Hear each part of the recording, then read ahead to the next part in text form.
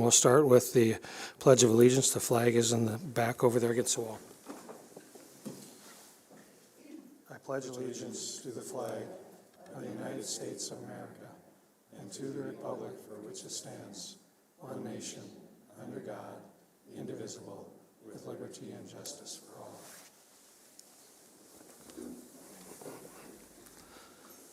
Let's move on to the approval of the agenda. Dr. Brenner, do you have any corrections or additions to the agenda? No corrections, sir. Okay, do we have a motion? We have a motion by Jeff and a second by Chris. Any further comments about the agenda? Seeing none. And I should say before we vote, we have two people online. We have Nicole from the Grand Forks Air Force Base Board is online, and Jackie is online. So there are two people online. So assuming a roll call vote, all those in favor of the approval of the agenda say aye. Aye. Opposed, same sign. Motion carries. Let's move on to always the fun part of our meeting, which is celebrating success. So we'll start with Mrs. Jonas, and thank you for being here.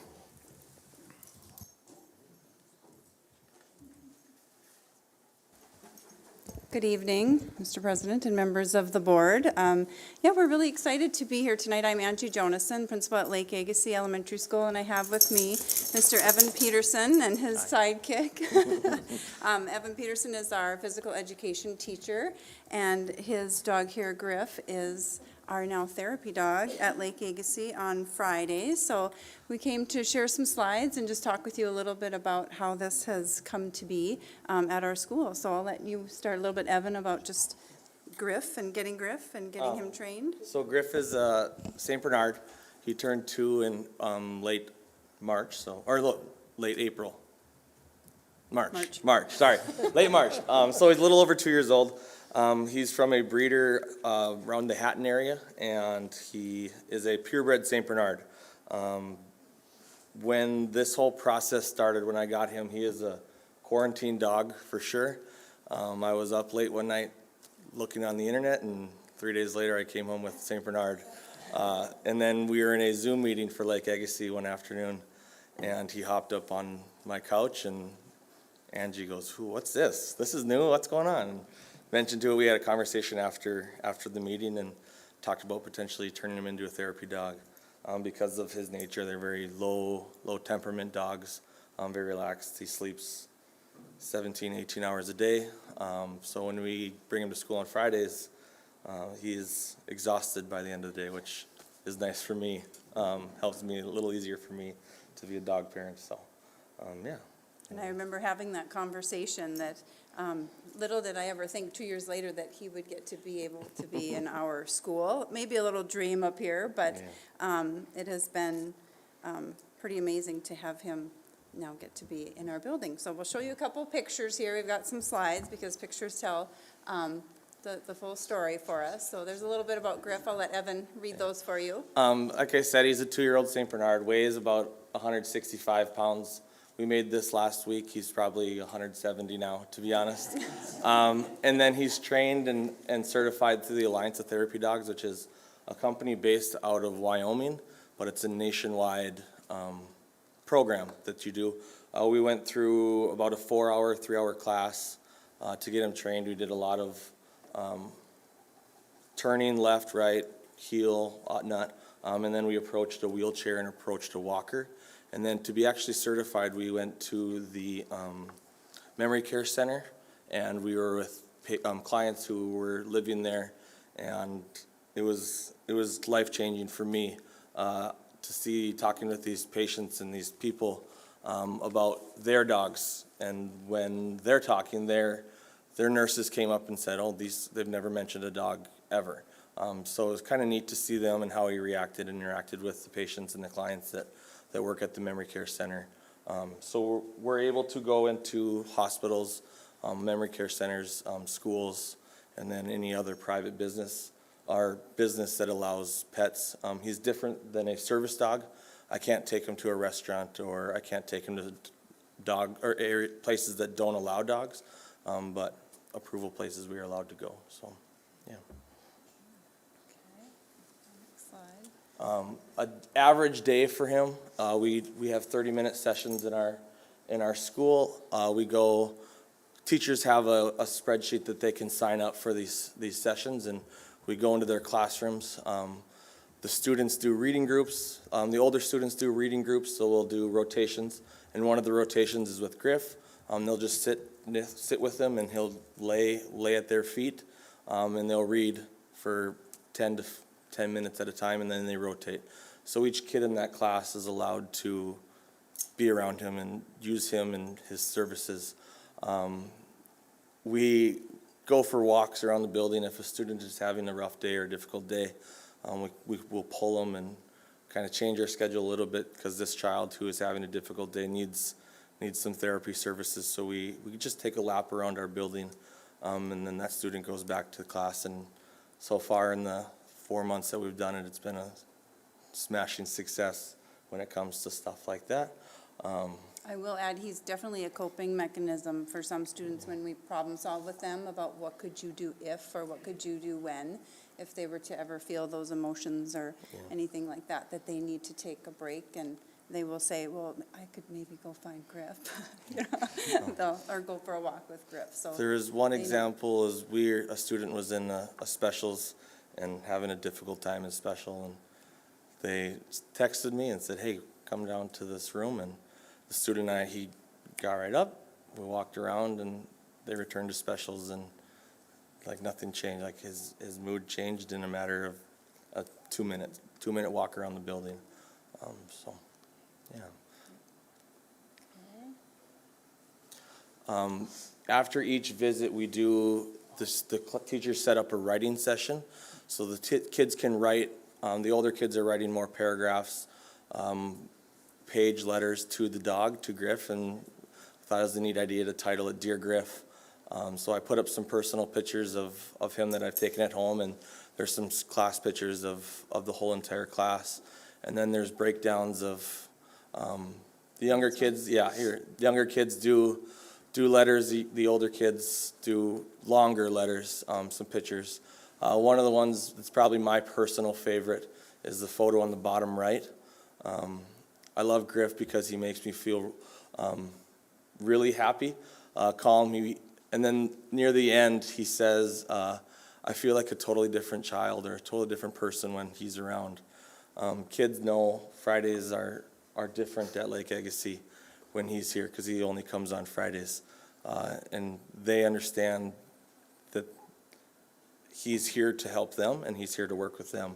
It's not like any other dog. We did explanations on etiquette, how we approach the dog, and teaching these kids how to do dogs, how Griff is also different than their neighbor's dog or a dog that's running down the street, how he's trained to be bombarded by kids or bombarded by people and not react in a negative manner. He's pretty calm and hangs out pretty easily so far. And then here's a couple more letters. The letter on the left is a 4th grader, I believe. So they are writing obviously more detailed sentences than our younger kids. And then the kids, this hallway is a high traffic hallway that they have these letters, and we approached the librarian and said, do you mind if we use this? Because she wasn't using it at the time, and she goes, sure. All my stuff kind of gets ripped down and gets torn, and I said, oh, I'll give it a shot. What's the worst that can happen? And everything is intact 4 months later. The kids come by, they read the letters as they pass by, look at the pictures, even though it hasn't really changed in a matter of time. They're constantly finding different letters. There's probably 70 to 100 letters or different pieces of work from the kids up on the board. Some more pictures. 2 of them are staff members, and then another boy who is fairly high energy, calm, sitting, reading to himself, reading out loud, and just keeping his hand close proximity to Griff. So being a Phi Ed teacher, we're in the gym right now. In that top left photo, it's a morning session. There's probably 80 kids in the gym, and he's just hanging out at 8:15 in the morning as kids are doing their morning activity. And then the right photo, this girl is reading to him, and they kind of he figured out if they pet my neck, he's going to roll onto his side and he get those belly rubs that every dog loves. This is a quote that one of our teachers came up with. I think the best therapist has fur and 4 legs. Unknown author, but yeah.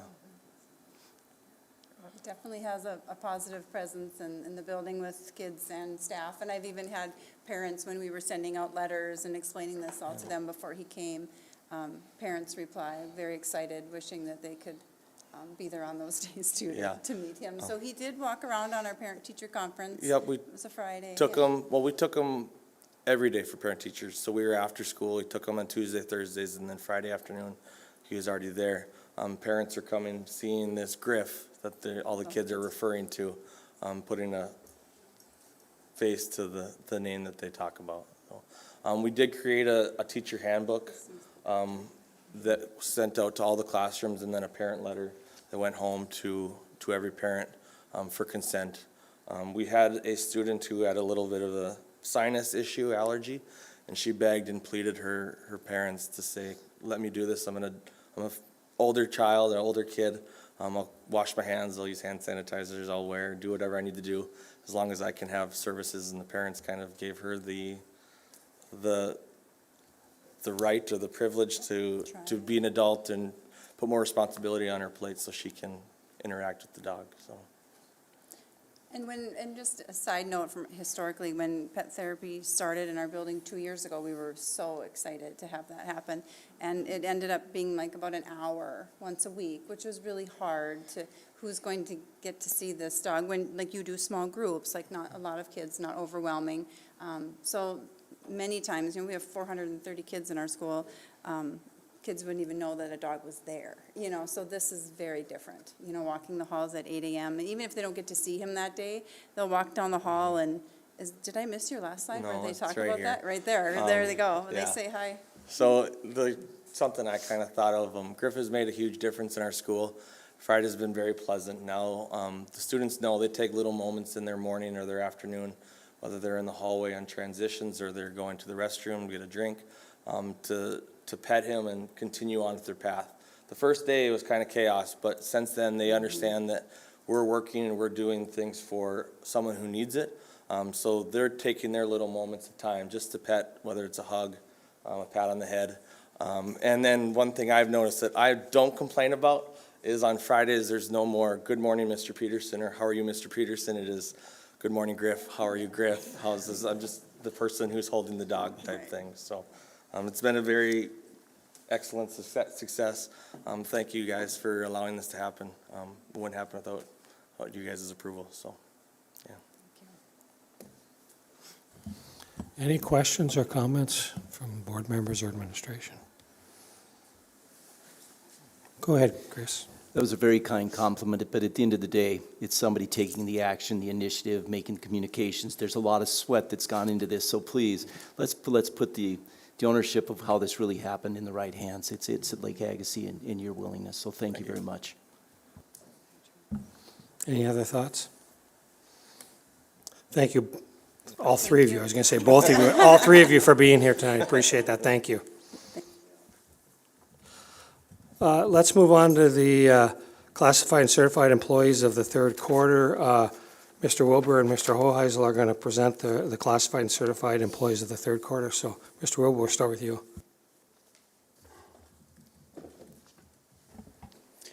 Thank you, Mr. President and members of the board, for the opportunity to come and speak on behalf of our classified employee of the quarter. I have the good fortune of working at Grand Forks Central High School, which is the oldest still operating public high school in the state of North Dakota. It's a beautiful building built with materials that you couldn't, frankly, afford to build a school like that in today's world, with the marble, the granite, the terrazzo. But like any beautiful building, we have about 1,300 people that come into that building on a daily basis. It tends to get dirty, and someone needs to clean it. And our custodial staff is exceptional. And today I have the honor of recognizing one of those individuals, Mr. Richard Springer. Richard, will you please come up? I think the person that nominated him would do much more justice to the story than I would, so I'm just going to read some of her words. Our registrar, Miss Jackie Schofield, was the one that nominated Richard. She said a couple of things. Richard works diligently getting our building ready for our students. As someone who works the custodial night shift, he is not the most visible member of our team, but he keeps our grounds clean and our staff and students safe. Richard's commitment to maintain and address issues in our gorgeous and unique aging building helps us all feel proud to work each day at GFC. And when we do tours and have alumni and people come back, that's one of the comments they always make about the building. It's the materials are beautiful, it looks the way I remember it to look, but also how clean and presentable that place is. And so it's a real credit to our custodial staff, and Richard obviously is a big part of that. I think the story that really kind of initiated this nomination, though, is one that's really pretty powerful, and I want to share that with you guys as well. On February 16th, after the final school bell rang, a student came into the office. She had accidentally thrown out her wallet in the lunchroom trash cans that day. We contacted custodial, but learned that they had already taken out all the trash bags out to the dumpster. The student was disappointed and accepted the fate that her money, ID, and cash card were lost. After hearing about the girl, Richard decided to personally climb into the dumpster and go through the muck and mire of all the trash bags until he was finally able to recover the wallet. Now, just to put that in perspective, we feed just over 600 people each day in our building, so you can imagine the amount of trash that he had to go through to do that. And it's February, and how cold it would be outside to do that. No one asked him to. He just did it on his own accord. His selfless actions, despite the cold and gross conditions, speak volumes of his commitment to our students and his compassion as a human being. So, Richard, congratulations. Thank you for what you do for our kids.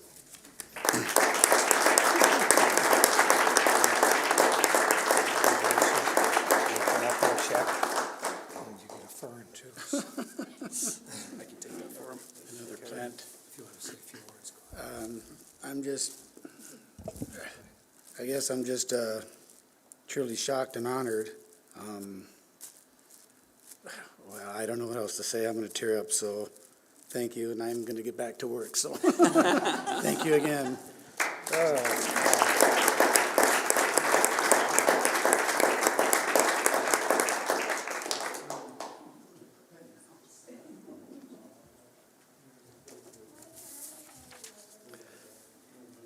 Good evening, Mr. President. Thank you, Board, for having us tonight. So I'm Lauren Holheisel. I'm the principal at Lewis and Clark Elementary School, and I have the great honor of sharing a few thoughts about Mrs. Deanna Mattice. So the parent that nominated Mrs. Mattice shared many words that lots of parents would echo, but I wanted to share a few of those tonight. So Mrs. Mattice is very fair, consistent, loving, compassionate, empathetic, and really one of the elite in the field of education. Mrs. Mattice understands how kindergartners' little minds and bodies work. She knows deeply what they need each day to be successful developmentally, socially, emotionally, and of course, educationally. She works as a team with families to encourage problem solving and collaboration and tries to understand all of the barriers before they become roadblocks for families. This parent also shared that she's had 3 children come through Mrs. Mattice's classroom, with one of them being a senior right now, and there's one current kindergartner in her classroom. Through all of that, the labor of love that she has for kids has always stayed the same. Education has changed throughout the years, but her heart for education, love for humankind, and ability to help promote the growth of happy, healthy little human beings has grown stronger. Day in and day out, Mrs. Mattice not only creates a space for students to learn, she also creates a space for students to grow into themselves, grow into their ideas, grow into their hopes, and grow into their big dreams. Mrs. Mattice is the epitome of a champion for education, champion for kids, champion for families, and a champion for the Grand Forks Public School District. So it's my pleasure to introduce the Grand Forks Public Schools Certified Employee of the Third Quarter to Lewis and Clark Elementary Schools, Mrs. Deanna Mattice.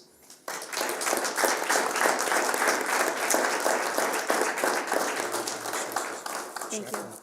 Okay. Your principal can carry you for you. You're going to do the heavy lifting? You do it every day. It's my turn. Okay. Well, I guess I just wanted to say thank you. I don't really have a lot of words prepared, but I know that every single one of the teachers at our school district could be up here doing this as well. And I don't know, I kind of feel a little embarrassed to be chosen, but I really, means a lot to me that it came from a parent. I know that that's what I work really hard to do, is to accommodate the needs for my students and for my parents. So that meant a lot to my heart. So thank you, guys. Thank you.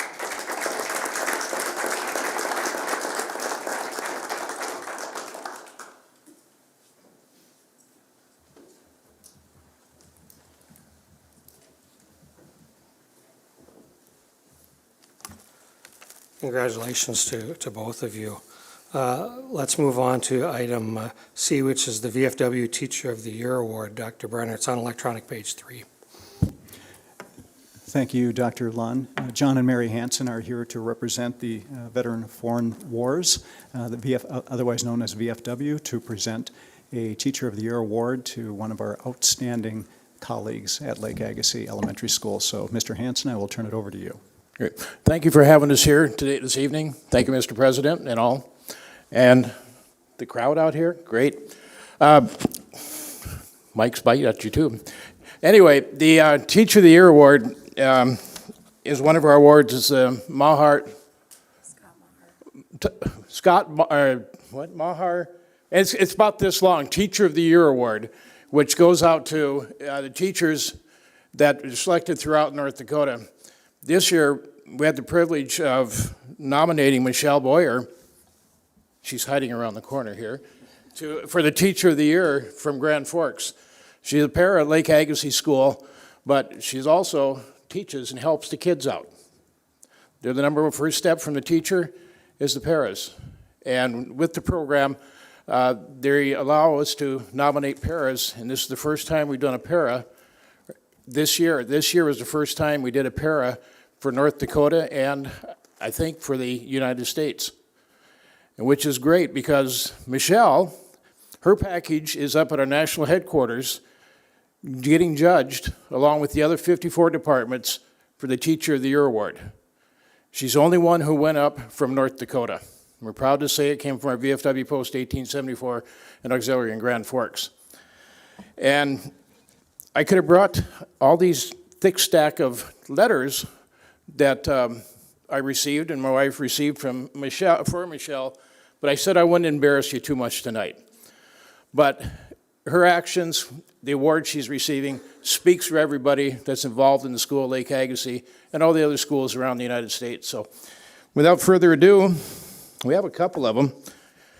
This is the Veterans of Foreign Wars, the National Citizenship Education Teacher Post Recognition Award presented to Michelle Boyer in recognition for promoting citizenship education in your classroom and school. In witness whereof we have hereunto set our hands the official seal of the Veterans of Foreign Wars of the United States this 5th day of February 2022. Commander Corey Moan, North Dakota Commander, and the Adjutant Robert Mager. Come on, Michelle. I like to embarrass her. This is the national award, the award presented to you from our post and recognizing you as the Teacher of the Year.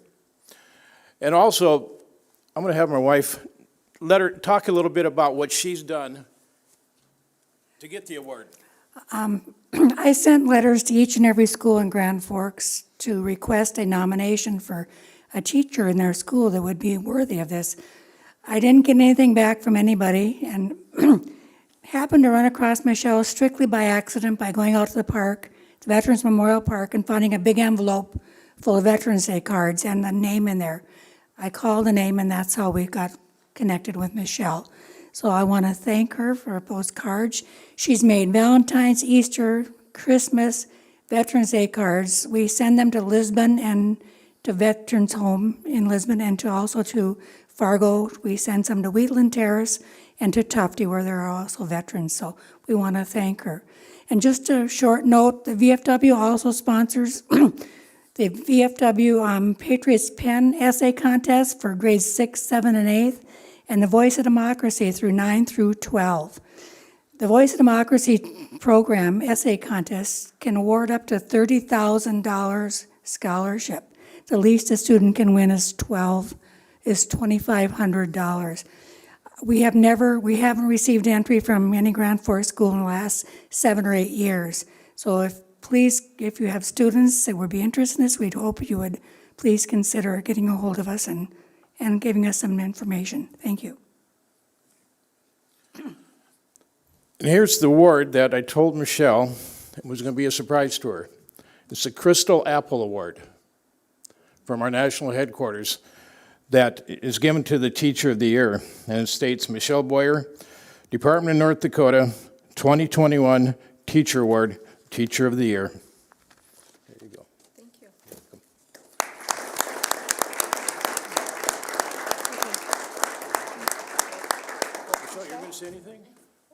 you said go. I'm not here on my own merits today. I've worked with a bunch of great coworkers and teachers that have taught me a lot and how to go forward and to be the best that I can be each and every day, and being blessed to be able to work with these kids and to hear them and to see them grow in so many different areas of their learning is a blessing in itself and a true award. Thank you. Thank you.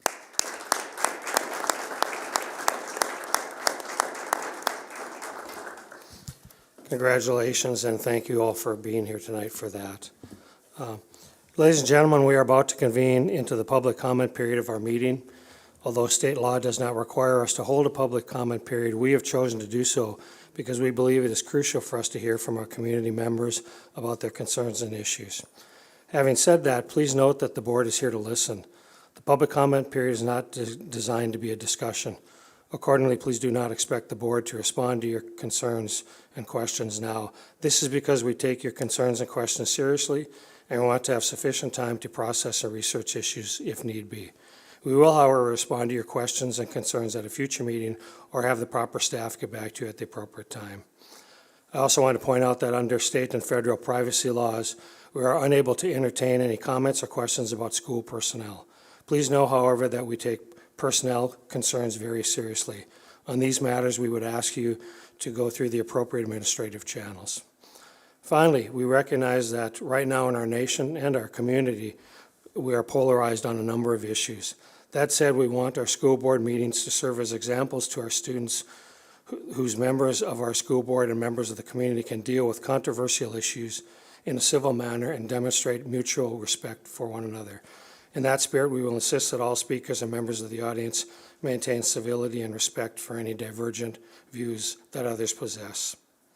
Finally, I want to remind anyone that they may submit written comments at any time to the board in lieu of speaking during the public comment period if you so choose. Each individual speaker is allowed up to 3 minutes.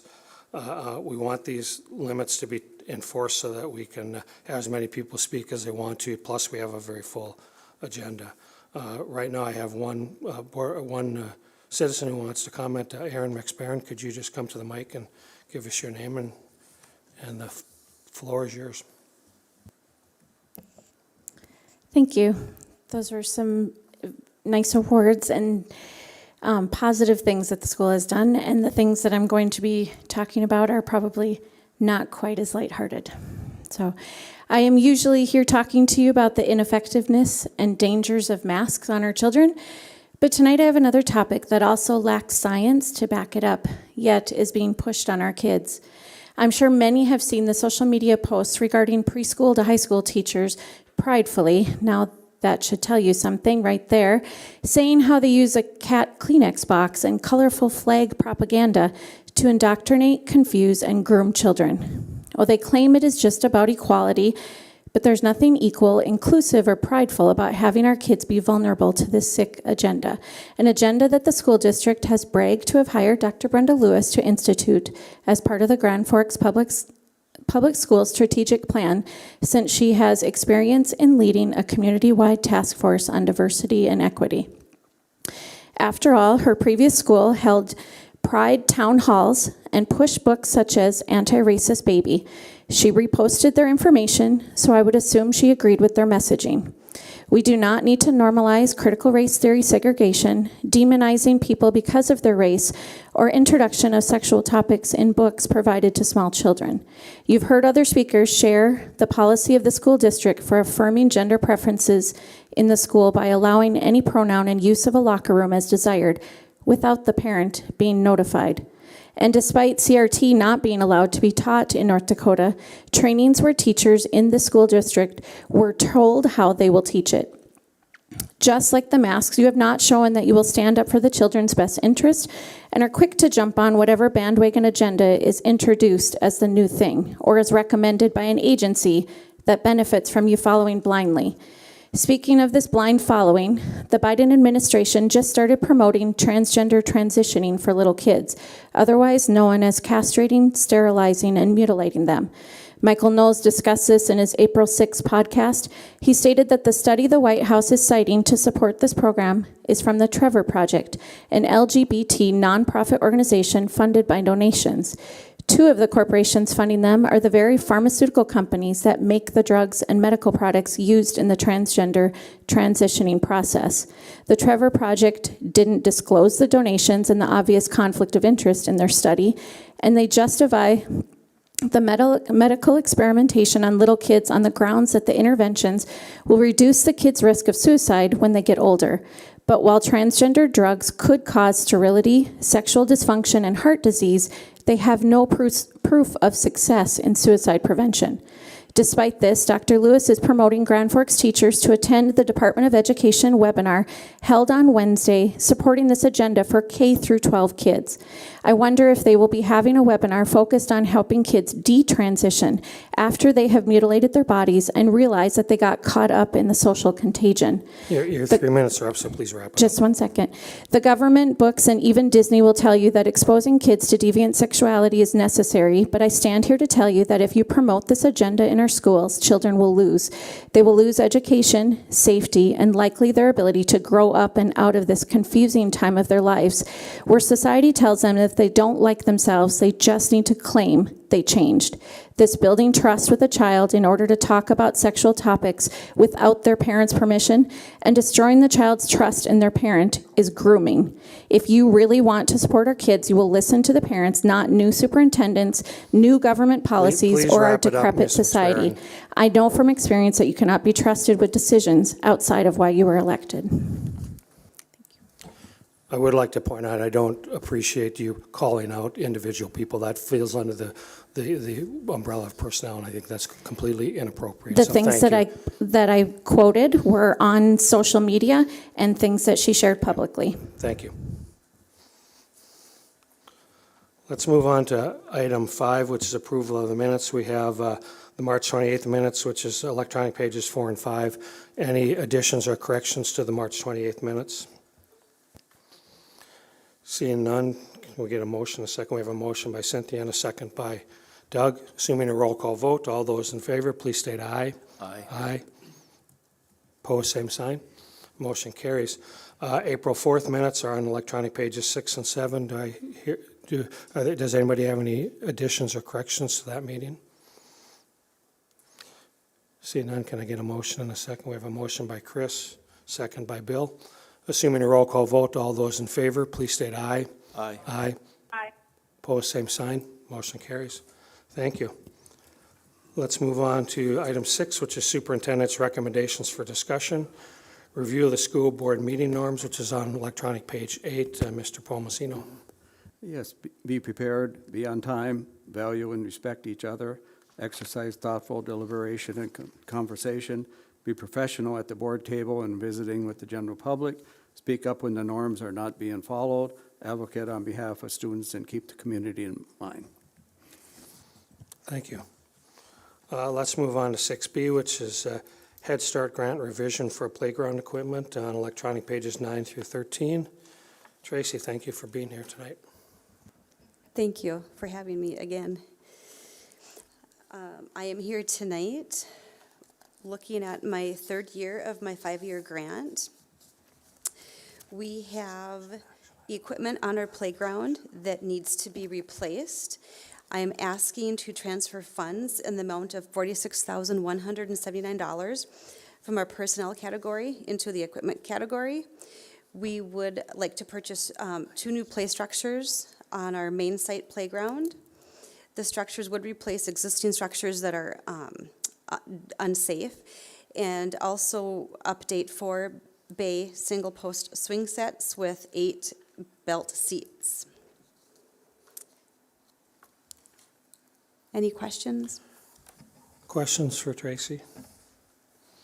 Go ahead, Chris. Thank you, Mr. Chairman. So I would understand that the $46,179, there was a bid made, you received the bid, and then whatever, you had the funding to meet what would have been bid, correct? Correct. Okay.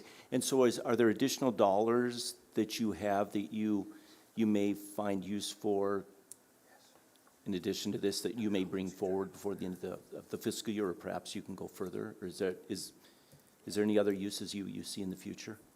Right now, when I look at our grant and that we have to spend it by June 30th, the $46,000 is what I would like to put towards the playground. I could be coming back before you in another couple weeks to talk about a carryover for a potential additional classroom that we would like to add next year. But we're still working out the details of where that classroom might be, and then some renovation that we would have to use. Perfect, thank you. We can make you a standing agenda item on every meeting if you prefer, so You know, we love it. We love to. There's COLA coming up as well, so I might see you the next We month. love to hear the people that are in the trenches actually doing all the work, so. And I have to apologize to the board, this got stuck under discussion, it really is an action item, we do need to approve it tonight. Any other questions at all? Seeing none, do we have a motion to approve the recommendation as outlined? Motion by Chris, do we have a second? Second by Bill. Assuming a roll call vote, all those in favor, please state aye. Aye. Aye. Opposed, same sign. Motion carries. Thank you. Thank you. Next, we have our board education, Dr. Brenner. Thank you, Dr. Lund. I'm not on the agenda, but I'm compelled to make a couple of comments before Dr. Lewis and Ms. Galach take over this agenda item. It's pretty convenient for somebody to use citizen comments to push an agenda and to speak out against this board and to speak out against district leadership relative to their beliefs and the research that they've done. And we oftentimes, actually all the time, choose not to respond. But since this is on the agenda tonight, for those people who are watching this either live or playback, here's your opportunity to hear the truth about what we're doing relative to professional development for our adults, the truth about who our people are leading this school district, and the truth about who our school board members are in supporting and leading this work around diversity, equity, inclusion, and belonging for critical tenets, what students need who come to the schoolhouse every single day. So I just want to clarify that I'm certainly proud of the work that Dr. Lewis and Ms. Galach have done, along with our Chief Academic Officer, Amy Barch, all of our principals, all of the professional conversations that we've had to look at our data in a very different way that we haven't looked at in the past. So if that offends people, make sure you reach out to me and we can have a conversation about it. But to use citizen comments as a platform for one-way communication is not respectful to the school district, to school district leadership, to the school board, and to all of the stakeholders of this school district. Dr. Lewis, I turn it over to you. Thanks, Dr. Brenner. Good evening, members of the board. As we have had this journey throughout this school year, you've seen a lot of data presented in front of you. You've also heard how that data has been informing decision-making, not only with our staff, but also with you as you were looking at our guiding change process and really looking at those pieces. Tonight, Ms. Galach and I will present to you next steps. Where are we heading? How are we making sense of this data? And how are we bringing that to support all of our students, families, and our staff in our district? So you'll see here, this first slide really lays out, there's been some questions, concerns, confusion about, are we having our staff teach critical race theory? This is actually a one-pager that we had, I think back in July and August, which really talked to us about what is critical race theory and what it isn't. And it talked about how our North Dakota standards, we don't teach critical race theory about that. We talked about that we don't have critical race theory elevated anywhere in our curriculum, in our strategic plan, et cetera. But we do share that we want to emphasize our cultural competence in our K-12 curriculum and provide our district staff, teachers, principals with the professional development to ensure that we're meeting all of those needs of each and every student in our district. So you'll see here, it goes through our strategic priorities and so forth, and this is just a great resource that we send to folks too when they have questions about, are you teaching critical race theory in Grand Forks? And this really breaks that down. But what we are doing is really our diversity, equity, inclusion, and belonging work. And that's where all of our students are guaranteed that access, opportunity, and belonging, and making sure that we use our data in a way to ensure that all means all. How do we ensure those opportunity gaps are closed among our student groups? And when we talk about student groups, we mean looking at our students who are served on an IEP, students who are English language learners, and looking at our students who qualify for free and reduced lunch, as well as students who are in race groups other than white. So that's what we really mean when we talk about looking across our student groups.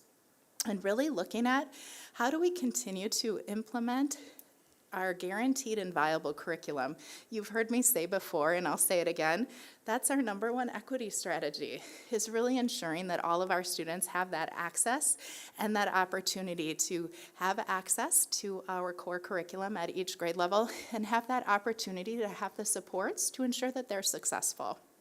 Then, tonight, you'll get a pretty in-depth overview of a highly effective multi-tiered systems of support. This is a piece that Grand Forks Public Schools, like all districts, is really working on how to ensure that we have what's called MTSS and have an effective one.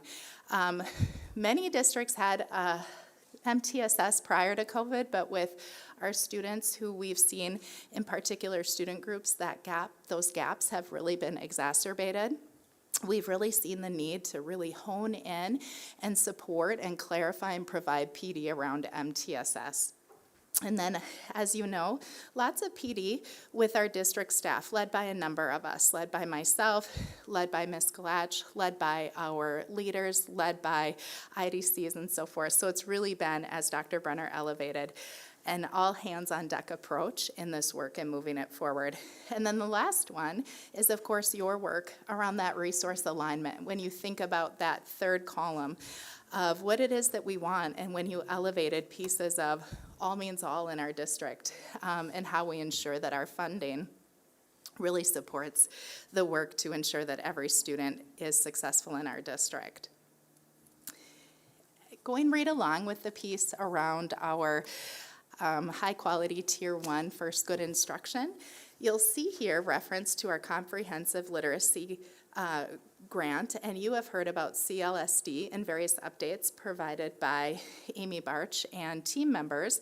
And here goes into the website that she has developed that just has every aspect of our CLSD grant and the work that has gone with that.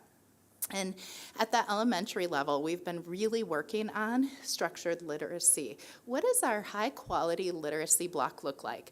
What does it look like? What elements are we using with our benchmark, advance, really great reading, and Haggerty? These are all curricular products that together really form that high-quality literacy block. And then that job-embedded professional development so that our teachers have the support of what do you mean when we need to be doing these various components? What does the pacing look like? What are those different elements? So those are pieces that really have been driving the work around equity through the work of literacy. I will now turn it over to Ms. Galach to share similarly about the work in secondary. Thank you, Dr. Lewis. So as Dr. Lewis said, this is a systemic endeavor, and so our secondary schools have also been digging into literacy strategies. What you see up there is a little bit of a different approach. We know that in the elementary schools, that is when students learn to read, and then learn to read to comprehend, and then learn to read academic text.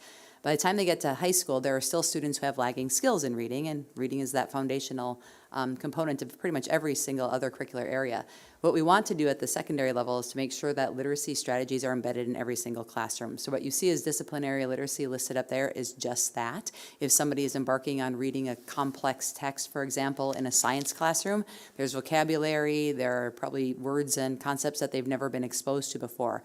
What strategies can those science teachers use to make sure that every student has access to that curriculum is what the disciplinary literacy component is all about. We've also made a decision to ensure that our 6th grade staffing is at a level that allows us to have a specialist, a content area specialist moving forward starting next year in the 6th grade sections. Currently, our 6th grade is a little bit of an anomaly at the middle level in the sense that it's kind of a hybrid between elementary and secondary, where we have each content specialist also teaching reading as a sidecar and language arts as a sidecar. You know by now, looking at our data, that that's not necessarily been a model that's allowed us to move the needle on our achievement. And so starting next year, we've invested using our ESSER dollars to make sure that every sixth grade is staffed at a full level so that they can have a dedicated content specialist digging into reading, digging into English language arts with our students instead of it being that extra prep for teachers. And we really are looking forward to how that is going to help change the dynamic in the reading comprehension of our students at the middle level. And then finally, as Dr. Lewis already mentioned, we have the job-embedded professional development. I'm going to talk a little bit about the professional learning communities, but really what this means is that when we have opportunities at staff meetings, when we have our full professional development days, et cetera, our teachers are getting together and talking about that high-quality Tier 1 instruction. I do want to make a little side note. I know that in the past, at a couple past school board meetings, we've been questioned about the February 24th and 25th professional development and whether or not that is development that was well received by our teachers. We do survey our teachers, and over 85% of them felt extremely positively about the days. They were excited about the fact that we are looking at data from a different perspective and not just celebrating the fact that we might be slightly above the state average, for example. They're really excited about the fact that we were giving them strategies in which they can approach learning in a different manner. And in particularly, I want to mention that the morning of contention, I think, when South Middle School and Lake Agassiz came together around learning about trauma-informed practices, I just want to let the board know that there was a component of that day that was intended to push the adults to think deeply about their practices and whether or not what we are currently doing is meeting the mark for all kids. All means all. So we were we were asked to take a look at the systems that we have in place, the curriculum that we're using. Are kids represented? Do they have that Velcro that they can look at something or read about something that they can relate to it so that they can therefore build upon that knowledge? That's what that professional development was all about. It wasn't about an agenda. Our agenda is kids. And sometimes we have to push adult thinking to look at what we're doing currently to make sure that we are serving all kids. That does not necessarily mean that that's what we are asking adults to transfer to the students in the classroom. The transfer to the classroom was the cultural competency piece that Dr. Lewis mentioned. The feedback on that professional development day is that there were 140 surveys that were filled out. There was one person who was not happy whatsoever with that, and another person who wasn't happy that we didn't give enough breaks. But otherwise, people were really appreciative of having a chance to go deep into their thinking and to be challenged on the practices that we have. And that's what inclusivity is all about, is all means all. Our professional learning communities, you've been aware that we've been able to have this time in the afternoons on a consistent basis for the last couple of years. And during those early release days, that's when teachers have a time to really dig into the data by student group and to take a look at our strategies across curricular areas and make sure that we're collaborating around the best interest of kids.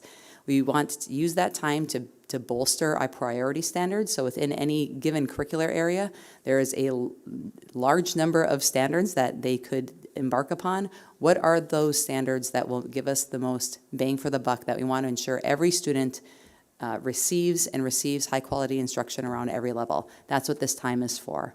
And Dr. Lewis already mentioned that high quality Tier 1 instruction. That means that every student every day has access to the same rigorous materials, and that's how we're going to move the needle.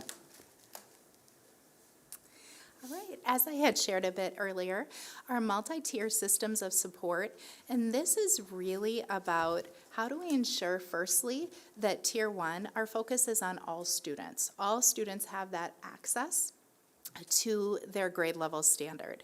Then Tier 2 is really focused. How do we focus on students that are identified as at risk or performing below or significantly above those outcomes? Sometimes in MTSS, we think of the first piece of students who need additional supports because they're performing below, but it also is about those students that need that additional challenge or rigor. And then our Tier 3 is really focused on students who present with high academic or very low academic or behavior who have not yet responded to Tier 2 and Tier 3. So again, you're hearing that same thing. Students that need additional support to meet those grade level standards, as well as students that need additional rigor above and beyond to ensure that they're challenged and successful. You'll see here on this slide, it has many different components of the MTSS system, and right down here is the North Dakota MTSS guidebook linked in there. So you'll see many, many pages of information that talks about how we do this work here in North Dakota, and it gives examples of school systems to really use to ensure that we have high-quality MTSS systems. This is something that we're really working on in Grand Forks, is to ensure that we have that MTSS. I would say some of our buildings have it further along than others. So we're really looking at how do we bring that and have that support for each of our buildings so that we have that high quality MTSS. A large piece of this work is obviously on our assessments. So starting with universal screening. How do we know where our students are? Then diagnostic screening. So, okay, we're going to look at what might be going on here to determine with an individual student. Then how do we progress monitor? How do we ensure that we know and are monitoring exactly the progress of each of our students? And then the outcome. So here you'll see Amy Barch and team designed this comprehensive assessment one-pager that really goes into our different assessments that we have in our district, as well as what is the purpose of them, when do we use them, and those pieces. So these are pieces we wanted to ensure that you had that are all the components of MTSS. The next piece we wanted to talk about, which our board got a significant preview of this tonight when we were over at Kelly Elementary, is our work around special education. We are very excited that both at the secondary and the elementary level, we are going to be enhancing our co-teaching model. Oftentimes we think of students served on an individualized education plan, IEP, that they're pulled out to receive those supports and services. That might be for particular students exactly what the need is for their what's called least restrictive environment. For many students, though, that can also be pushing in and having those supports delivered right there during that Tier 1 instruction or during Tier 2 in their general education classroom. So we're going to be working on having a co-teaching model that has professional development, that has really good matches, because co-teaching, we need to have teachers that can have the professional development, the planning time, and so forth to really have that good match to deliver that co-teaching model in a really effective manner.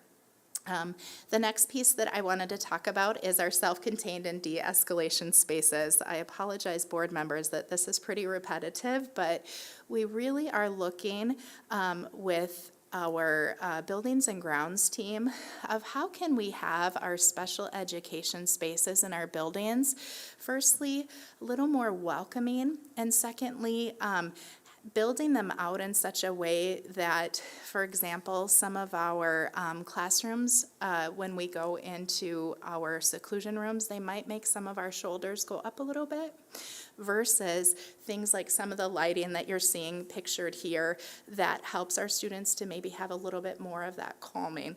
This is actually a picture of the Lake Agassiz space that Angie Jonason has designed for her staff to have a place where they can come and have that moment of just taking a little break and having that mindfulness. So we're looking at creating spaces like that. What you heard about tonight at Kelly Elementary was a little more in-depth than what this picture is, but really designing those spaces intentionally. For example, our self-contained autism rooms or our self-contained medically fragile rooms, they unfortunately have to get moved as we have different space needs throughout our buildings. And while that is, no one wants to see our programs moved, what happens, our families don't feel like they have a home. Our teachers are worried about, well, where am I going to be next year?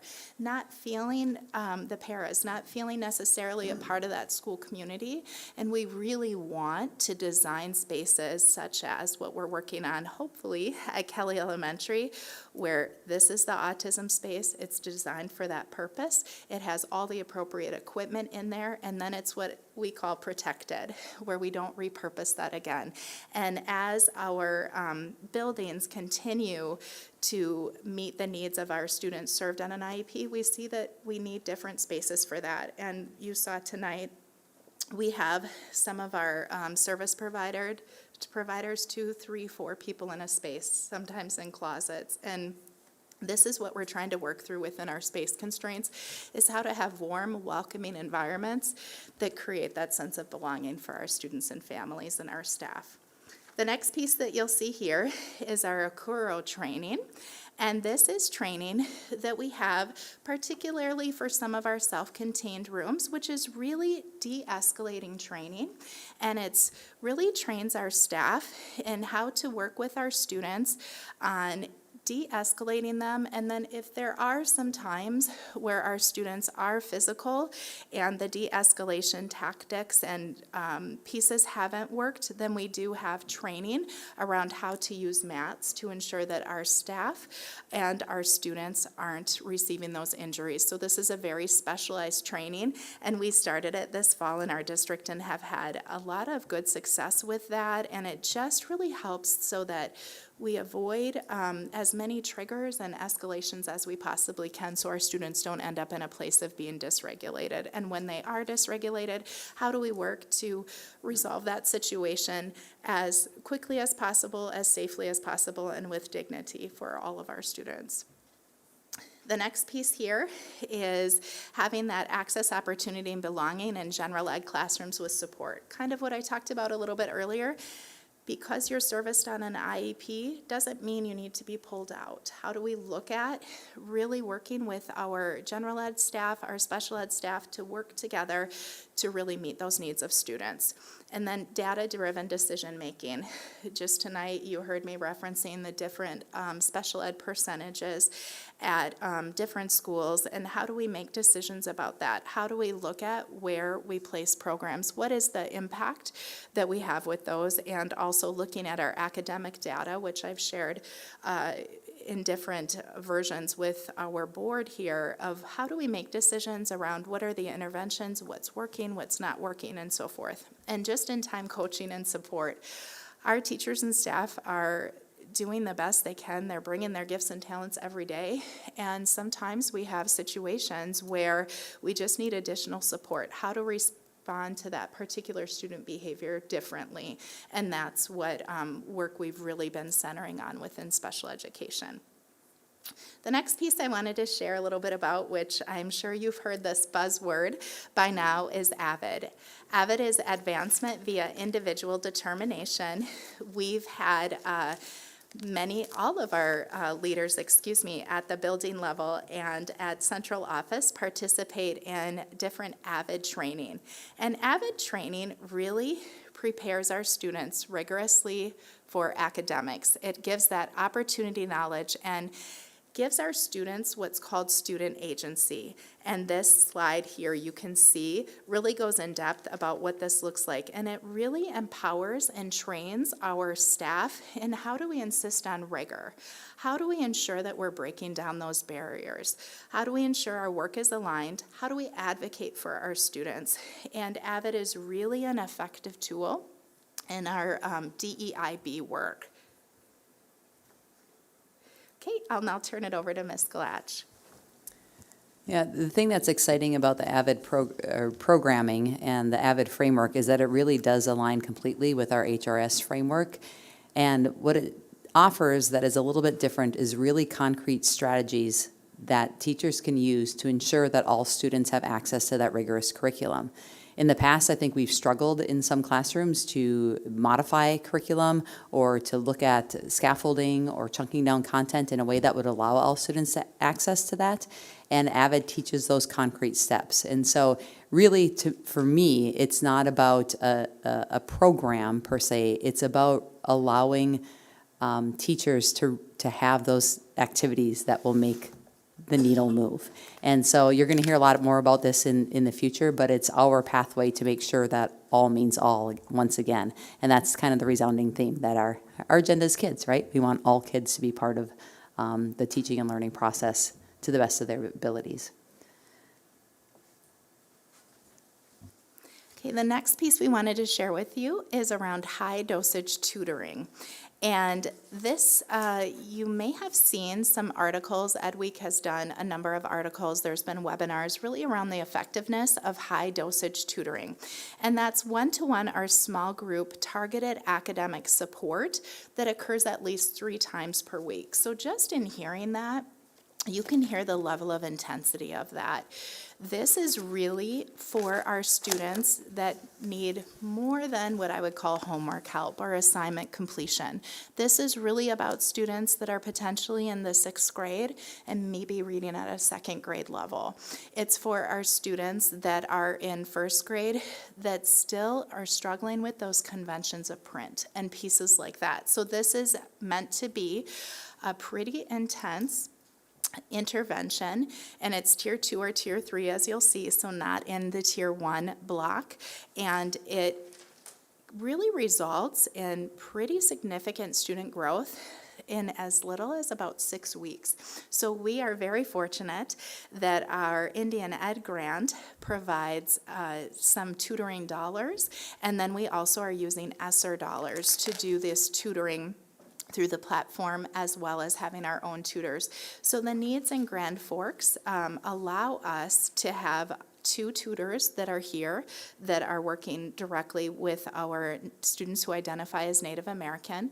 And then we have online virtual tutors that we use to really help us to meet the needs of these students. And you heard me talk about earlier progress monitoring. That's an essential component of the high dosage tutoring, is to see where did our students come in at? What is the progress that they're making? What tweaks do we need to make? What changes do we need to make? And then time for them to exit. Because if a student is in high dosage tutoring for 16 weeks, it's probably not the effective intervention. We need to look at something different, and that's where the progress monitoring comes in. One more piece I wanted to mention on this high dosage tutoring is Latera Education is the company that we are working with, and a few weeks ago the Gates Foundation awarded several providers of high dosage tutoring with a lot of dollars to really support this work, and Grand Forks Public Schools is one of the finalists to be receiving through Latera's services money indirectly from the Gates Foundation through additional services, and this work is really around literacy and math. Yeah, and I think Mr. Manley, with his technology work, has a direct line to Bill Gates, so I was going to ask you to reach out to him maybe and put a little plug in for us. One of the things that you've known over the years is that we also want to make sure that we are offering additional time. Not every student's going to learn concepts at the same time, the same pace. In our summer school program, I don't want to steal the thunder, you're going to hear about it comprehensively tonight. A couple of differences, though, this year is that typically we have targeted student groups whose data show that we want to give them extended time and extended practice around core concepts. This year, the State Department is asking us to open it up to all students. We know that there are many, many more students who have fallen behind in their skills because of our COVID nuances, I guess, the challenges that we faced during the COVID crisis. So we are now opening up the doors to all students who want to partake in those programs, and our fabulous summer school programmers are here to talk about that tonight, so I'm not going to say any more about that. This is just the teaser. And the last piece that Ms. Galach and I wanted to present tonight is really our funding. We are very grateful for our ESSER dollars, our Elementary and Secondary School Emergency Relief Fund, sometimes called COVID dollars, that come in, and you'll see linked here. It goes directly to the source documents through the U.S. Department of Education and talks about the purpose of those dollars and how we can use those dollars. Oftentimes we hear the ESSER dollars used in facilities, which is an absolute appropriate and well-used way.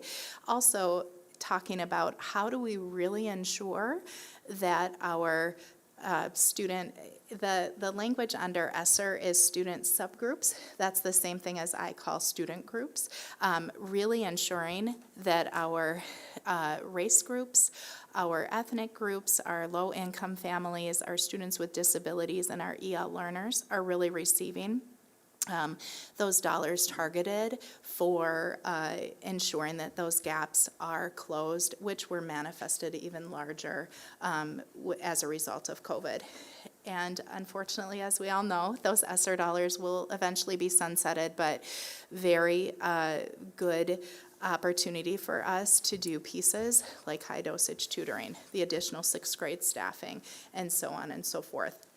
The second area of dollars that we wanted to talk about tonight was Title II Part A. These are dollars that are not sunsetting, and we use this, it's also known as professional development dollars, and this is where we have pulled a lot of resources to do the professional development work that we have for some of the AVID work that you've heard us talk about, a lot of the literacy work and so forth. The ESSER dollars I wanted to also elevate have given us the opportunity to really not only do the professional development, but also the materials, the instructional materials and supplies, as we bring in really great reading, which meets our needs for our students with respect to science of reading, foundational skills, phonemic awareness, and so forth. So we've been very fortunate to leverage these dollars, and that has caused us to not have these debited out of our general fund. So with that, Ms. Galach and I are happy to field any questions.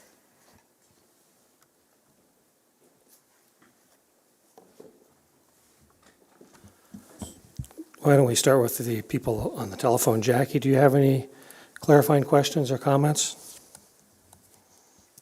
No, just thank you for providing this opportunity for us to see what was being taught to teachers, and for all the work behind the scenes on putting all these wonderful pieces together that I think that we've all wanted to have put together for a long time.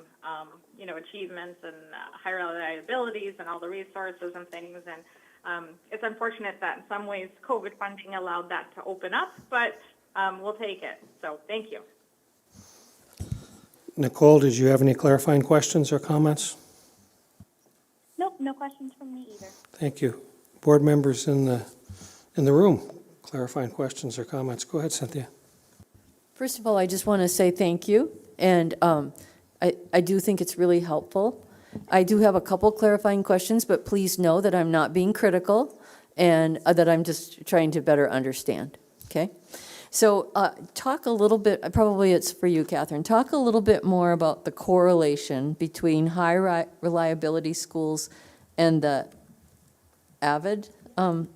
So is that across the K through 12 system? And just, I mean, I see the graph, but just kind of, and I heard the words. Yeah, so truly, there's complete alignment. I'll just start there. So you're very well aware and very well, or at least partially groomed in the high reliability schools framework. And this coming year, our key focus is on that Tier 2, which is high quality Tier 1 instruction, which means instruction for all students all the time. What AVID allows is concrete strategies where teachers can break down the content and ensure that every student has the ability to access that content. AVID has a framework of its own that when you look at it, it has different verbiage, if you will, but really the tenets of it completely align with what we have been discussing and digging into and researching regarding the high reliability schools platforms. So when they talk about a certain strategy, a writing strategy, you're going to find it in the Marzano teaching and learning model that we use for our teacher coaching for growth system and evaluation system. So that's really, I mean, I could show you like a crosswalk of the work if you would like at a future meeting, either on the side or here, but there really is direct alignment. And I'll just say it once again, it really provides some concrete steps. It's helped many people, I think, put meaning behind some of the conceptual things that we've been discussing around the research that the Marzano Laboratories provides.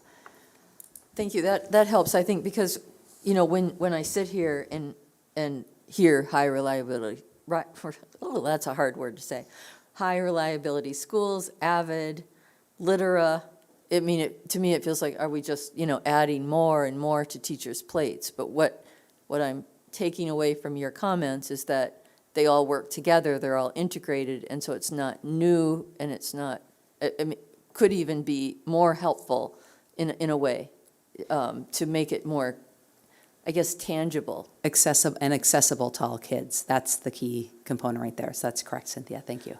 Then my next question is, and my last question is, where do you think or how does the Mentor Center fit into the tutoring, or does it at all?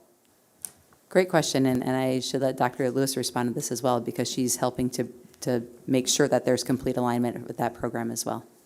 So the high dosage tutoring, that's done for the most part outside of the school day, which is why we have the virtual tutors and our other tutors that are employed by Grand Forks Public Schools. Might be some done a little bit in Tier 2 in the classroom, but for the most part, it's outside of the school day for our students, and the Mentor Center is a great place to do that as well. So Robin and I have been working of how do we do that? Do we do that in conjunction with the schools themselves? Does she do that as our students come to the Mentor Center? One of the pieces with high dosage tutoring is it's only effective if it's done in high dosage. So 3 times a week for 30 minutes. So we have to have our students that are regular visitors of the Mentor Center have it there. Same thing that we are doing with portions of our Encore. So some of our students that are in Encore, our after school programming, that's where they're receiving their high dosage tutoring. So we're really working to have it meet the needs of our students, but it's not like you would walk into the Mentor Center on Monday and get high dosage tutoring and then not get it again. How are the students selected for the high dose? Yeah, we use the data. So we work with our students when they're showing on their STAR score, when they're showing on a teacher saying we need some additional support. Also, students that have chronic absenteeism, so they're missing that instruction. Also, it can be used for our students that are serviced on an IEP as well. So it's really based on data, but I don't want that to sound like in a way that it's cold. It's based on the student data, but also saying, teachers, you know best. If there's a student that wasn't identified by their data, we want to hear that too. Yeah, and if I can elaborate on that, the high dosage tutoring is really targeting students that have gap skills and have gaps in their learning. The Mentor Center also will augment with other forms of tutoring. So if I just am stuck on a certain concept or having a hard time with a project, they'll continue on that realm of tutoring as well. So it just adds a more focused, in-depth opportunity for kids who need that sort of support. Any other clarifying questions or comments? I've got one, Dr. Lewis. You know, if you look at the umbrella of high reliability schools, and then you talked about how MTSS is different in different schools, which is not what we want. We want it the same. Is there anything that the board should know or the board should be doing to work on that, or is that something that just will work itself through administration and stuff? I think that's a really good question. The support that you've already put forward and honoring the professional development, giving time for that, knowing that that's important to have in our calendar. Also fiscally looking at, we have I think one school, if not another one, have already added MTSS coordinators that are at their site. They've seen the need for that. They have those ESSER school-based dollars, and you've supported that work. So it's really about how do we have what each school needs. The reason that some of our schools are in different places than others is, again, it also comes down to staffing. Bigger schools sometimes have different levels of supports, different places to do that, and sometimes our smaller schools don't have that same level of comprehensive necessarily support. So just how do we work on doing that so that it doesn't matter where your school is located, the size of your school, etc. You will have a very systematized approach to MTSS while still having our building knows best, but they have the supports, they have the tools to do that in their building and the PD. As you both have said, all means all. Right. My other quick question, I know the answer, but I just want to make sure everybody knows. What % of our students are on an individualized education program, not 504, but an actual IEP? So when I updated you on this in November, I believe it was 18%, now we're at 20. One might ask, why are we increasing? I think a lot of that is to do with we need to have that MTSS high-quality framework built out, because what's happening is Tier 2 and Tier 3 is not special education. But what's happening is without those specific supports in every building that's supported, then we have students that end up needing supports that we don't have in special ed as the route, unfortunately, that we have right now. So I think as we are more comprehensive in our MTSS work, we'll see actually a difference in identification of students in special education. The reverse is also true. With a high-quality MTSS program, students, when they're exited out of special education, it's not just, oh, you're no longer in special education, but rather, here's the step-down approach, here's what we have in MTSS, Tier 2, Tier 3, et cetera. And I was never a math major, but in my mind, that means 1 out of every 5 kids in this school district is on an IEP. I don't think a lot of people understand that concept. I'll just take a moment to talk about, we have one elementary school that's at 32%, another at 27%. So those are pieces also as we look at designing these intentional spaces, as we look at where we place programs, what I'll call for the long term. Those are factors that we need to look at when you have other elementary schools that have 12. So just really looking at how we look across all components of our special education is important. Any further clarifying? Go ahead. I'm sorry. Have you had your hand up for like half an hour or something? No, sir, just now, just now. Go ahead, Mr. Thank you, Mr. Chairman. Dalton. Just a couple of comments. The 6th grade staffing. Unfortunately, we recognize when a student goes into 7th, 8th, and into the high school, there are still going to be reading struggles. And I would believe in a middle school setting, if a student's in 7th grade, they may be afforded that opportunity with 6th grade staffing. I know this is all new, but I'm sure you're going to be, as you look at the data, that may open some doors through the later middle school years and into the high school years, because the struggling readers, it's not an immediate fix. So I would believe you're going to be looking at those things. And the other thing I think about is the funding. So if this staffing piece really works, and again, I'm looking to the future a bit, then you may say, you know what, we may need to keep this, although that funding's losing. So you could look at your programming and say, maybe this needs to go, or this needs to be amended or changed. So I guess what I'm saying is, as solid as this plan is, it would remain fluid for what's best for all. Exactly, and the COVID dollars, the ESSER dollars are there for a reason. They're there for that, I don't want to call 3 years a short shot, but that to get these systems, these processes up in place, to have the high dosage tutoring, to have those pieces, and that will go away. And as we strengthen our literacy block, we'll see less and less students needing Tier 2, Tier 3, and so forth. So the COVID dollars, while we don't want to see them go away, we are using them in a manner that we know they will go away. Thank you. Any final clarifying questions or comments? Seeing none. Dr. Lewis, Ms. Glatz, thank you. Wonderful education. Let's move on to item 6D, which is the debrief of the Kelly Elementary School building tour on electronic page 26. And I'm just going to call on people because you guys are way too polite. Mr. Douthit, thoughts that you had about the tour? First off, the one thing that's very consistent in this district is, and I had a conversation with one of the custodians, you walk into these schools and they are immaculate. Our daughters went through Kelly as students, and I actually have a granddaughter that's going to be there next year as a kindergartner. And to walk into that school and see the cleanliness was amazing.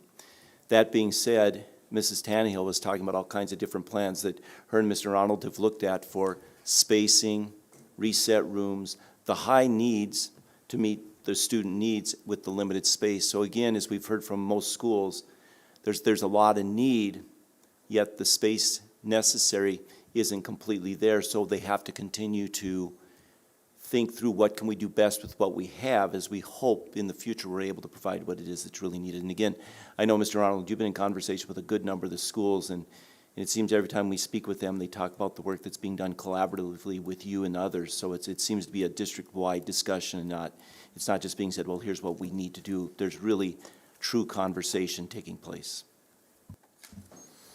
Mr. Manley. And echoing what Chris said too, same kind of stuff, a great, clean building. And one thing that was discussed as well was the need for a secure entryway.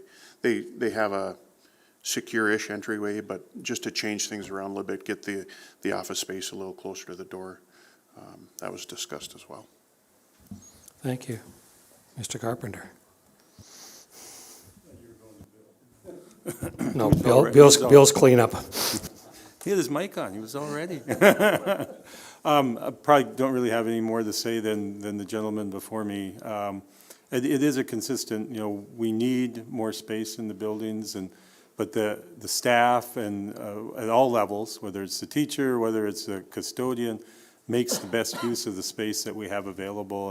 And clearly, we've seen some space that wasn't what we really would like to see, but they're making do with what they've got. And we do need to find those dollars to improve what's there and also try to expand it. So, and one of the deals, green space, there's a lot of green space around that campus between Schrader and Kelly. So I don't think green space is necessarily parking, traffic flow, maybe needs a little bit of work there too. Thank you. Dr. Shab. Bill, with the last one. I guess the other comment I would have is that I think it will help us if we can somehow show the public the needs of students and how the needs of students in the schools aren't quite being met. Now, I don't know how you do that with confidentiality of, protecting student rights, but we're Band-Aid. It's a Band-Aid approach in many of these schools, especially for some of the special needs. So just somehow would, I think Doug and I were talking, it has changed since the 70s when the school had its addition. So we want to make sure to capitalize on that. The other thing that I had noted was the area for teachers for lunch, very small. So I would say that could be improved as well. Thank you. Bill. I would agree with everybody else. I found it very interesting, the difference we can see between the old building and the new building. I mean, you don't even have to look at the plaque that's sitting right there.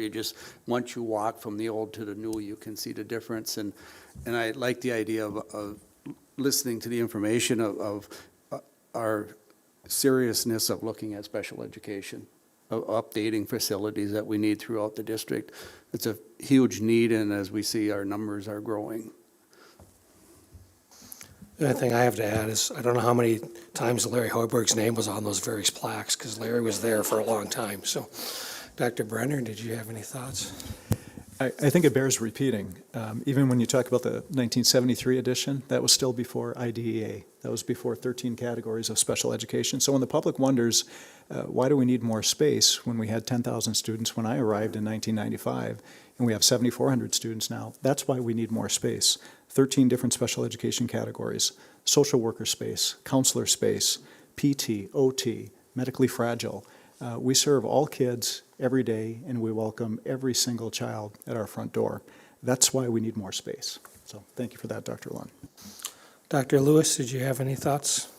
Thank you. Thank you all. Let's move on to item E, which is the pre-referendum steps on electronic page 27. Dr. Brenner. Thank you, Dr. Lund. I'm just going to take you through the memo that's composed again on page 27. As suggested at our April 4th, 22 school board meeting, which was last Monday at noon, there appears to be consensus from the public forum participants to proceed with the new Valley Middle School construct on its present campus site via an approved referendum. There was also agreement that June 2022 was a bit ambitious to achieve a successful vote, although I'm fully aware that we have different perspectives around the table. To that end, district leadership is poised to engage in the following steps, which don't need school board approval, but rather brings you awareness that we're moving forward. Buildings and Grounds Director Chris Arnold is here this evening, along with our Coordinator of Communications and Community Engagement, Tracy Jentz, to respond to any questions that you might have as it relates to the next paragraph. So what we're poised to push out this week is a request for qualifications, and I'll just inform, or just update the board that when we had our RFQ before for the K-8 Valley school. That referendum did not pass, so therefore JLG, who held the contract to be the architect of choice, that contract ended once the referendum failed. So we're entering into a new RFQ, so if anybody asks you the question, why are we doing it again? This is a new build, it's a new look. Just to clarify, it's a grade 6, 7, and 8 building. That's it, grade 6, 7, and 8. So Chris is following the Century Code to put the RFQ out, and that will start on Wednesday of this week, and that will go in the local paper, and it'll run for 21 days, and it's going to include the development of programming, so we want the architect to be working with us hand in hand relative to what types of programs and services would be in that facility, a traffic study of that area, renderings. We heard that loudly and clearly at the public forum that people want to see. They want to see what this is going to look like and how it's actually going to sit on the site. Other pre-referendum services like marketing, messaging, and communications.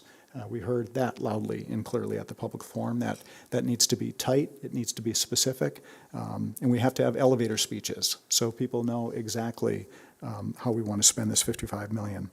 A timeline will be provided, and again, the visual services for not only the middle school, but also for a new child nutrition center, which would be actually located here at MSCC. It would be part of the referendum package, but would be located here. So we would be poised to bring this back to you on Monday, May 23rd with an architect of choice. But other than that, that's what we have to share with you tonight. But if you have other questions that would be applicable for me, Ms. Jentz or Mr. Arnold, we'd be happy to respond to those. Any clarifying questions or comments from board members? I mean, I don't think we would want to go into a detailed plan because that's going to be months in them. I'm talking about high up kind of thing. Go ahead, Cynthia. Are you saying that the architectural firm will be part of the, responsible for the messaging and communication? Yes. Jackie, you have any clarifying questions or comments on the telephone? No, I don't think so, thanks. Nicole, do you have any? Nope, I don't have any either. Okay, thank you. Any other clarifying questions or comments from board members? Okay, so we will proceed on and we will hear back at the May meeting. Thank you. Thank you. Lost my spot here. Let's move on to 7A, which is a consent agenda on electronic pages 28 through 54. Do we have a motion and a second for the consent agenda? Motion by Bill and a second by Doug. Assuming a roll call vote, all those in favor, please say aye. Aye. Aye. Opposed, same sign. Motion carries. Let's move on to 7B, which is summer school program. I'm going to upset half of our people presenting tonight because we're going to go in reverse order for a change. So Mr. Bohan doesn't have to be the last this time, and Mr. Onstead gets to be the last. So we're going to start with Mr. Bohan for driver's education, which is electronic page 81. Terry.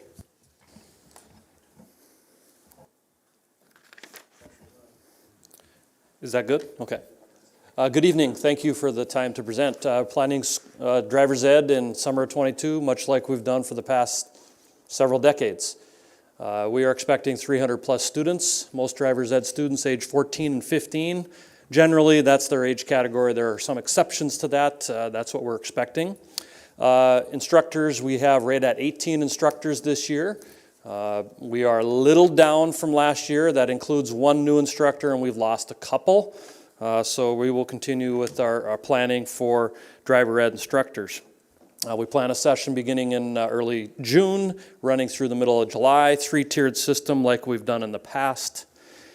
We are fully expecting a challenge to secure vehicles. Been in close contact with important parties, especially Rydell, and there's going to be some work to ensure vehicles this year. We are charging the $200 fee. Again, the board needs to remember that the $200 fee that a family pays for driver's ed is for the behind-the-wheel portion for driver's ed. That is the instructor, that is the car, that is the fuel that goes into the car. That is the portion that is not refunded by the state for the summer school course. And last but not least, I want to make sure that our board remembers you are invited for voluntary ride-alongs. We are also considering perhaps a parking challenge, 45-degree versus 90-degree parking challenge. I'm looking for some volunteers. That is all I have for driver's ed, and would entertain any questions you might have. If we do a ride-along, do you want to use our personal car for that, for those? We would prefer to use a driver's ed car with a brake. Any clarifying questions or comments for Mr. Bohan? If not, thank you. Let's move on to Ms. Peterson for Summer Performing Arts, electronic pages 72 through 80. Thank you for being here. Good evening. Thank you for having me. We're very excited for the summer. We started registration last Monday, and registration started off really, really well. We're up to almost 500 as of today. It was 497, which was very, very exciting. And last year we didn't hit that high until late April, so I'm very excited with the numbers so far.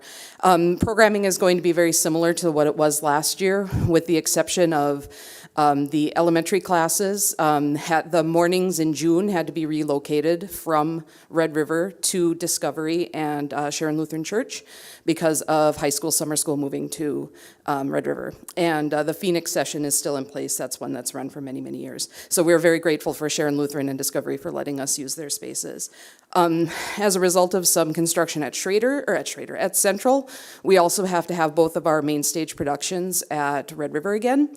And we're hoping in the future we can get back to having one at each space, because it is kind of a logistical nightmare, but we're going to make it do for this year. The shows this year are slated to be Disney's High School Musical and The Addams Family. So 2 very fun shows and very high energy, high excitement, and I think the kids are very excited. I know we are all very excited as a staff. So other than that, we do have some elementary sessions that filled up today. 2 of the Discovery sessions filled up today, and the pre-K was full in the first 6 hours of opening. So I've talked with the instructor, and we're going to try to make a plan to have some more offerings next year. Probably not feasible this year, but we have a waiting list, and so it's a good problem to have.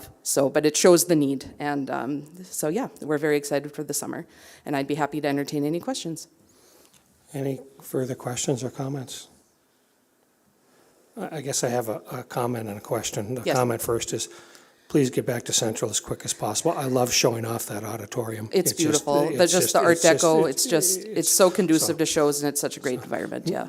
Work with Mr. Wilbur, and maybe he can figure this out, so next year we get back there. So. Yeah, there's actually some construction in the auditorium, and that's, yeah. No, I understand. Yeah. And then the second one is just a question. In the past, there's always been scholarships for families that can't afford it. I just want to make sure that we publicly acknowledge that there are, so that if somebody feels they can't afford it, there are scholarships available. That is 100% true. We have generous donors. Giving Hearts Day was very good to us this year. We have a lot of generous donors in this community, and lots of alumni that support our program and our students. And so we are able to provide scholarships to students who wouldn't be able to participate otherwise. Any further comments, questions? If not, thank you. Appreciate it. Thank you very much. Let's move on to Ms. Anderson for the middle school summer school program, which is on electronic page 59. Yes, and actually, Mr. Wilbur is going to cover that. And I was going to say, filling in. This is not. So you get to do 2 in a row. So that's exactly it. And Thank you. Threw off my timing. I thought I had a joke planned about how much easier it is to follow Mr. Onstead versus Griff St. Bernard, but I'm not going to get the opportunity to do that tonight. Just filling in for Miss Anderson. For the middle school up, he's my former coach. I can give him a hard time. Known him for years. You're able to tell Mr. Onstead and Griff apart, though. Yes, absolutely. So we'll be offering math and reading at the middle school levels for all students. Counselors are currently working with teachers and parents to register students, with the deadline being the end of the school year. We're requesting that the middle school summer school be offered again from Monday, August 1st through Friday, August 19th. Classes will be offered from 8 a.m. to 10 a.m. and 10 a.m. to noon. For the second summer in a row, we'll be welcoming incoming 5th grade students. They'll have the option to register for the middle school summer school program. We liked offering that because they had opportunities to get acclimated with the building, kind of get to meet some of the teachers that are going to be on staff. So we thought that was a good wrinkle that we added in last year.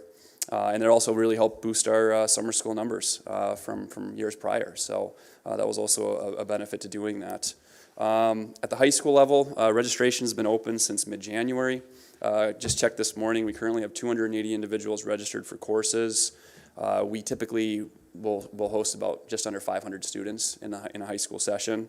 So we have a little ways to go. Registration deadline is Friday, May 6th. We'll be offering 1 credit classes that meet from 7:45 a.m. till 12:25 p.m. or half credit classes that meet from 7:45 a.m. to 10 a.m. or 10:10 a.m. to 12:25 p.m. Students have the option of taking a 1 credit class or they can take 2 half credit classes in summer school. We're requesting that the dates for high school summer school be Monday, June 6th through Wednesday, July 13th. And just as a reminder to all of you guys, students typically take summer school courses because of remediation or to get ahead. Our most popular summer school courses in the past since I've been running the program have been general physical education, global education, health and speech. At this time, I'd be happy to entertain any questions. Any questions? Go ahead, Chris. Thank you. So with a May 6th deadline, a student in a course at the high school does not earn the credit, it's after the registration date. Is there any waive? It's May 6th, you're done? Yeah, we'll work through that. No, and I think we have that flexibility piece where we'll look at our sections, our individual sections, and if we have room, we'll add them, of course. But from a planning standpoint, actually last week I was hiring teachers, and at some point have to start getting into paras, and it gets really tight if we push it past May 6th. In the past years, we've waited, I think it's the 2nd or 3rd week in May, but it just doesn't give you a lot of turnaround time if you need it. So we tried to put that deadline with the idea that we would give us a little more time to kind of plan with those sections and what we need. Thank you, and that's what I thought I would hear. Yep. Thank you. Yep. Any other clarifying questions or comments? Thank you. Thank you. And now if I had any musical talent, I'd do a drum roll, but I don't. But we've all been waiting for Mr. Onstead to talk about elementary the education summer school, and it's on electronic pages 56 through 58. Kevin, thank you for being here. I'm sure Dr. Brenner would like me to do a Rodney Dangerfield imitation, but I'm not going to go there. You get no respect. You got that, Catherine? Thank you. One more thing, Mr. Wilbur, that deadline is really important for our STARS application as well, because the DPI requires us to do our STARS application 15 days in advance for approval for summer school programs. And if we don't have that deadline, we don't know who we're hiring, we can't do the STARS report. So just to add to that, so you're welcome for that. I want to thank all of the outgoing board members. There are many board members. I have not kept track of who is going out and who's not coming back to us. But it's been a pleasure to present in front of you. For those that are leaving the board, thank you for your service. This has been a hard time to be a board member, so thank you. On to elementary summer school. We are requesting your approval. Of course, you know who I am, Kevin Onstead. I'm doing an elementary summer school program for quite some time.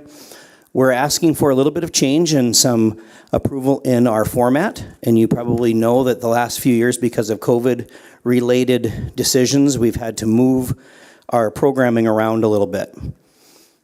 By requesting reading and math in June, back to June, we gain 4 days of summer programming. We gain 16 hours more of instruction. That's 16 hours beyond what DPI requires us to provide. They require 60 hours and we do 76. So that 4 days in June. Also, when we surveyed our secretaries and our elementary principals and the teachers, they really felt like having both programs in August, which we did last year, was a lot to do when we're getting ready for a new school year.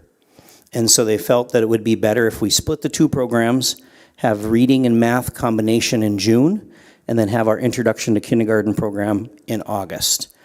The introduction to kindergarten program timing with August is great for those incoming kinders to get ready for the school year, get ready for the routine, get ready for the structure.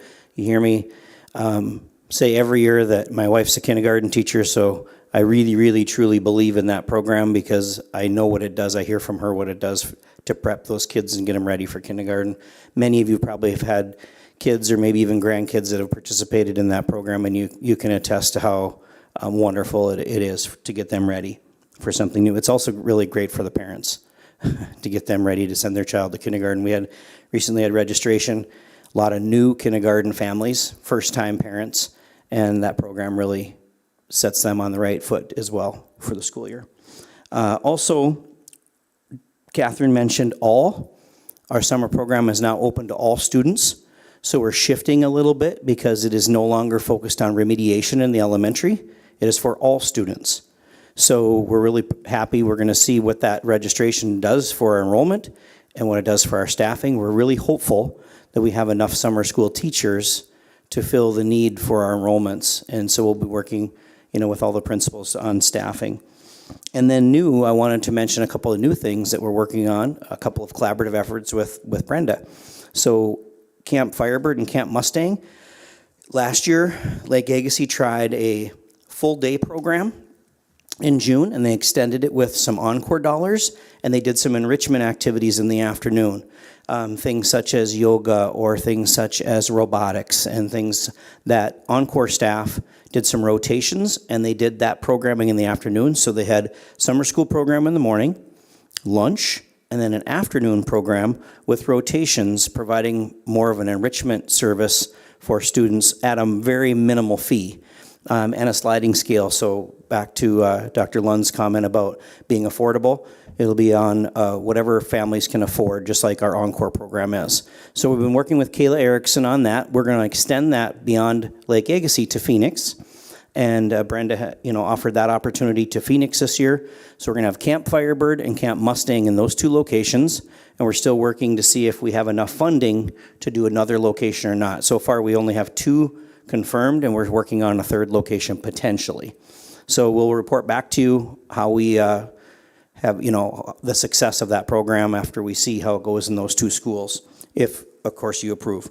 And then also we have some curriculum collaboration going on with the change to all students. We're looking at using the benchmark curriculum, and so Brenda has looped in our CIAPD department and Amy Barch, and we're looking at using our benchmark curriculum in our summer school program for reading and our everyday math curriculum for our summer school math program, which in the past has been more remediation based and catch up and growth based. Also, along with that comes some pre-assessment and post-assessment from those curriculum companies.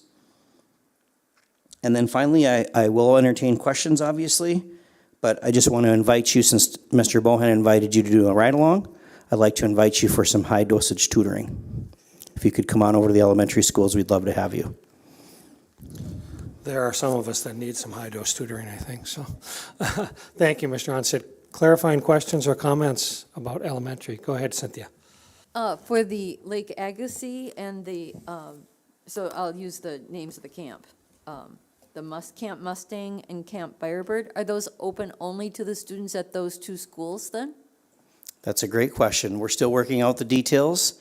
We're preliminarily saying no, it's not just open to those students in those 2 schools. If we can figure out logistically how to open it up to all, we will do that. But Brenda and Kayla and I have not completed those finer details yet. So I'm kind of going on a different hat, and that would be with some of the EL families. Right. And they are used to getting busing.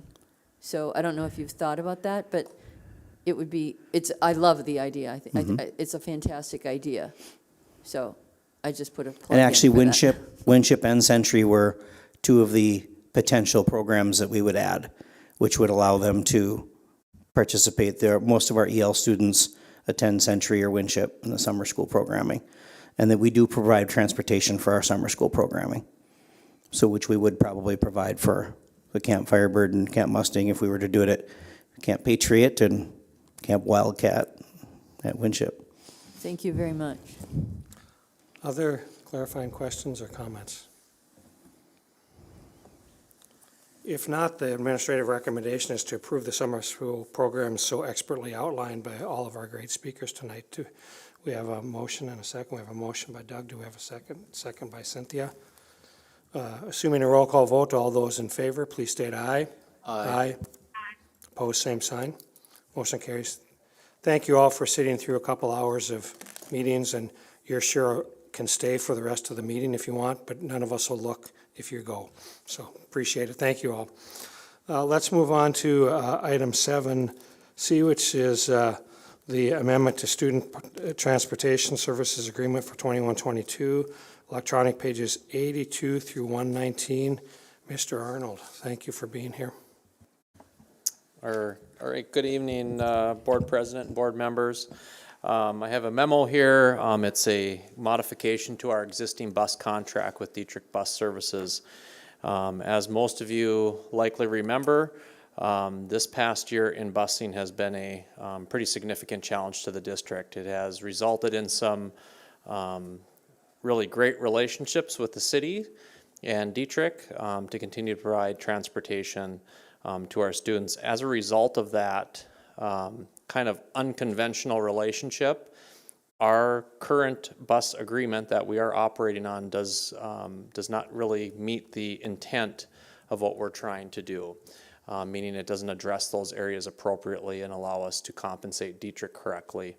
So there is a whole host of changes that I listed out, and I tried to short order them for you, but also included the contract itself in the following pages beyond page 82. I think it starts on page 83 and goes for roughly 30 pages.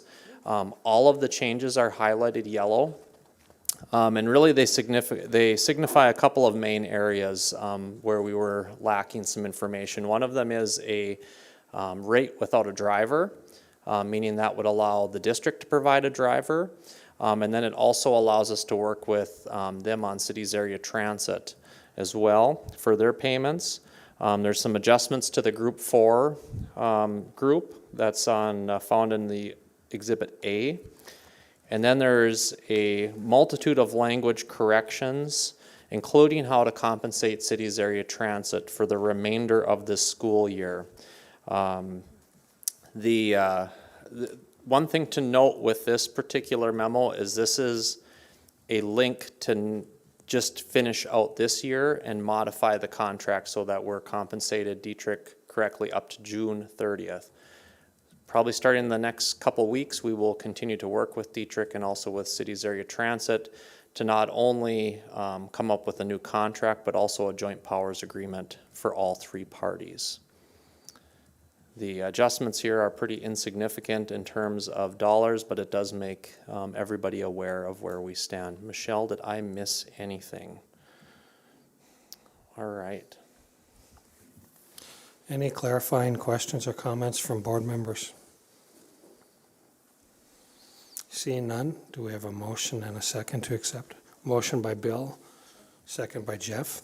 Assuming a roll call vote, all those in favor, please state aye. Aye. Aye. Aye. Opposed, same sign. Motion carries. Thank you, Mr. Arnold. Let's move on to item 7D, which is appointment of Red River High School Associate Principal on electronic page 120. Ms. Galatch. Thank you, Dr. Lunn. As Dr. Lunn said, on page 120, you'll see a memo from me that is recommending the hire of Mr. Jay Hepperly for the associate principal position that is open. Just a reminder, that position is open because Mr. Bina, who's currently serving in that capacity, took a position as a building level activities director at the commencement of next school year. So Mr. Hepperly will be coming to us from Dickinson, North Dakota, where he has 10 years of experience as an associate principal and a lead principal in an alternative program. He has a Master's of Science degree in Educational Leadership and Administration and graduated summa cum laude. There was an interview team that was comprised of multidisciplinary teachers, had also kind of a viewing panel of additional staff led by Dr. Arison, and I participated in those interviews as well. Actually, I listened in via the phone, but I was able to participate fully.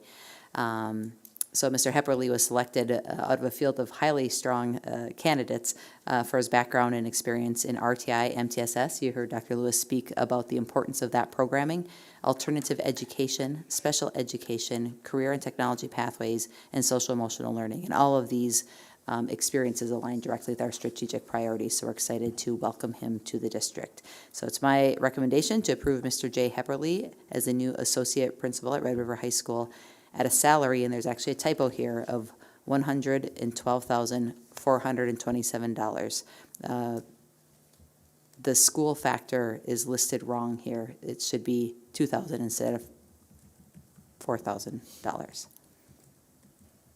So recommendation is to approve Mr. Hepperly for the opening at Red River High School. Clarifying questions or comments from board members? Go ahead, Chris. Thank you, Mr. Chairman. Having been a Dickinson High School graduate, I'm sure that he's going to come in and do a marvelous job, so I would certainly make a motion that we accept this. Jeez. Do we have a second? Do we have a second? And your motion is at the 112,427? That's correct. Okay. That's correct. Any other clarifying questions or comments?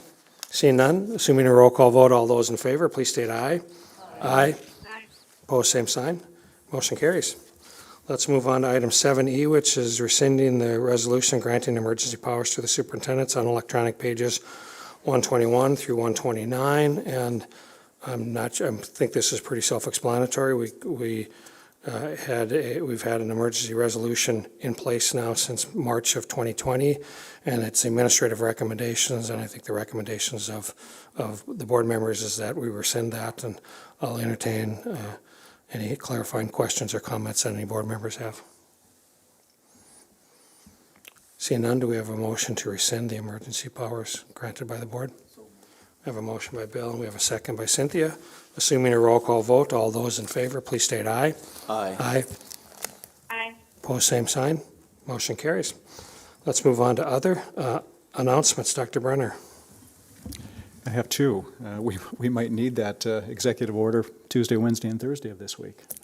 A little tongue-in-cheek, okay. Thank you for allowing me to humor you, even for those of you who didn't laugh. On a more serious note, Michelle Emeneth has been our highly competent interim business manager, and this would be her final meeting with us. She has stepped into this role several times, worked with at least 4 business managers. Michelle has been the backbone and the backdrop of the business office, and we are really going to miss her. So April 22nd will be Michelle's last day in the office. We've begun the search for her replacement in earnest, and we'll be interviewing some applicants as early as a week from this Friday for her position. But the more important piece is I just wanted to publicly acknowledge Michelle and her service to the Grand Forks Public School District, and we wish you well and your family well. Michelle, thank you. Thank you.